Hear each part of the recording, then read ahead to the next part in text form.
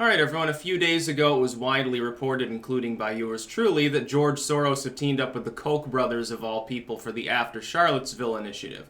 But now they've been joined by some other unscrupulous people, namely Zuckerberg through Pinterest. They've signed on. Mozilla, Firefox. So for all of you Firefox users, it's time to make the switch. There's Opera, there's Brave, there's Pale Moon, there's Waterfox.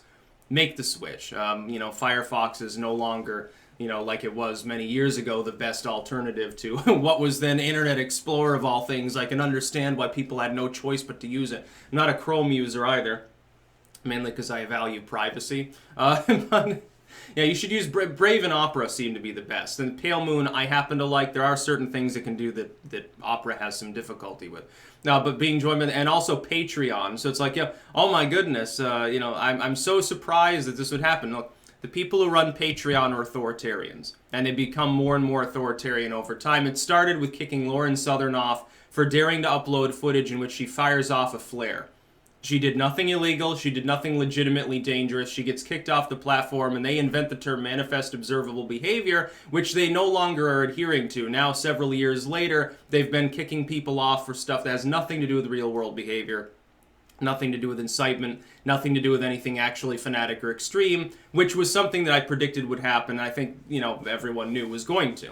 Mozilla has been moving in a more and more muddied direction with regards to censorship. They used to be one of the Mozilla, this is the worst, the most dystopian is Mozilla joining onto this initiative. Because the initiative is prefaced on the same children bullshit. Think of the kids, little Jimmy will be radicalized, we need to stop hate speech. There's no such thing, it's free speech, fucking get over it.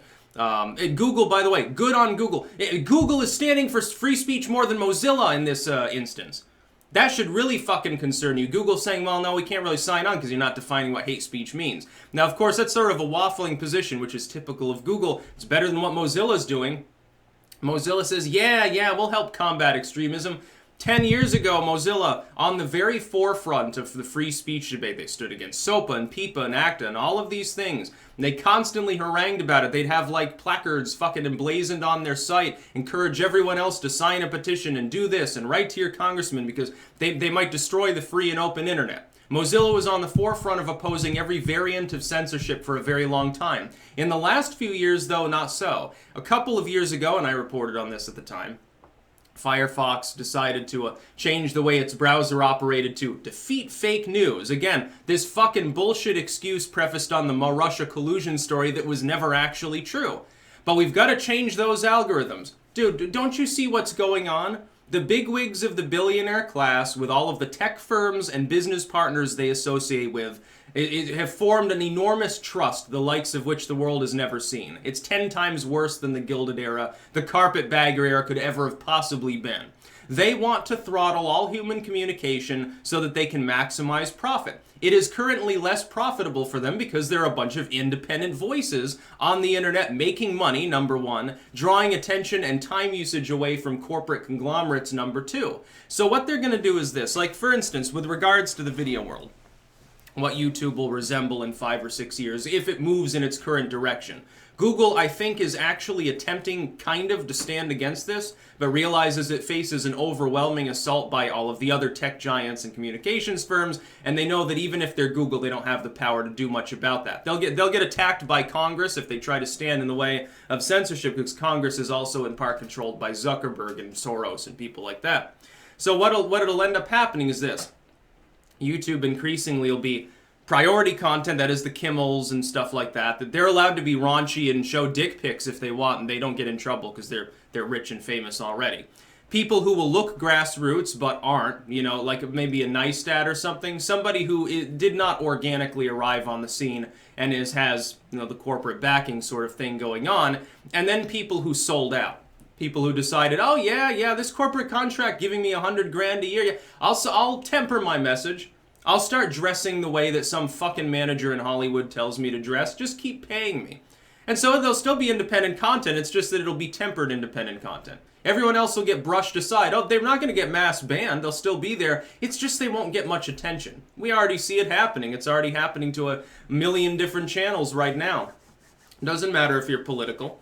Ray, CEO of BitChute, the other day when I was talking to him, he pointed out something very good. They're going to go after all of the material on all of these sites because it's all still competing with the same corporate conglomerates. To Soros, if he has holdings in a communication firm, he's got some political video maker competing with his firms directly or indirectly, he doesn't like that, but he's also not going to like it. Let's say he has investment in a makeup company, and that makeup brand is being trashed by some, big-time makeup artist on YouTube. He wants to shove them aside, too. Why do you think that the adpocalypse hit fitness channels, makeup reviews, ASMR, and massage videos, nature, and photography slideshows? It affected everything. It doesn't even matter what it's about. It doesn't matter what the fucking tags or title are. So this is an attempt for strong-arm censorship. And it's being prefaced, this is the most disgraceful thing. The death and suffering of average people is used by a bunch of billionaires to try to push a line to make money. And there are people out there dumb enough not to realize that that's what's happening, and they actually believe. These are not moneyed interests. These are not people with corporate investments. These are not people with political clout. These are regular average Joe people. They look at Soros and the Kochs and Zuckerberg of all people getting together with the head of Patreon and Mozilla of all groups, all forcing censorship down the world's throat, prefaced on a non-existent problem. There is no extremism problem online. The only extremism I see is the idea that billionaires should be controlling what we see and hear. I think that's an extreme, very extreme, extremely fanatic sort of viewpoint to take. I think it's historically very dangerous. It's a prelude to genocide in some cases. Be fucking very careful. But they're saying, think of the children. Yeah, I am thinking of the children. I'm thinking of all the children that grew up like in my generation, in part on the internet, and doesn't seem to have been problematic. That's funny. The crime rate is lower than it was 20 years ago. Most people don't know that because, most people don't bother looking into FBI crime statistics. Where's all this crime? You say there are more terroristic attacks, but there really aren't.